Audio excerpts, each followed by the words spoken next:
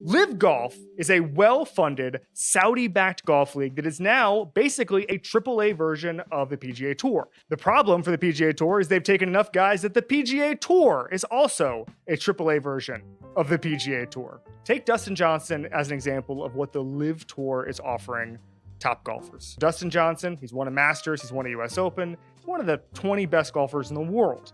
They offered him over $100 million just to join. He can win $4 million during a given tournament. By the way, there are less tournaments in Live than there are on the PGA Tour, which is something that, aside from the money, the golfers like. The NFL analogy to Dustin Johnson going for this much money, it's about 60% more than he's made in his entire career. Rory McIlroy, who is basically the captain of the PGA Tour at this point, said, there is no room in the golf world for Live Golf. I don't agree with what Live is doing.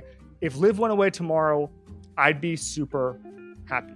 Now, the number one argument right now from the PGA Tour at the beginning was morality. PGA Commissioner Jay Monahan came out and said, you never have to apologize for joining the PGA Tour as you would for the Live Tour, because the second part of it is major championships. Now, major championships are the reason that there's some doubt over guys. Let these guys go into the majors, the British Open, the Masters, the US Open, the PGA. If that happened, then you'd see lots of guys take tens of millions of dollars or $100 million to go play 14 Live events a year, which is going to be apparently what the future schedule looks like.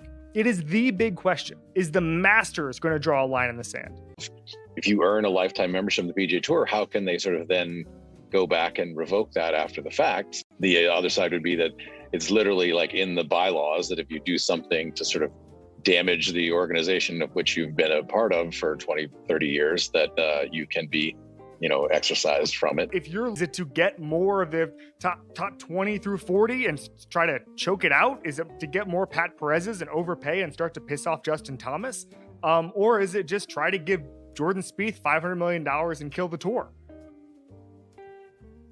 I think that there's a decent chance that Live doesn't actually want to kill the tour. They just want to sort of be the premier sort of thing in golf. And they would like it if sort of, you could go back and forth. I mean, this was Greg Norman's dream always, was just that the top guys could make what he saw as their market value, not necessarily that it would ruin golf and sort of, cripple the little guys out there.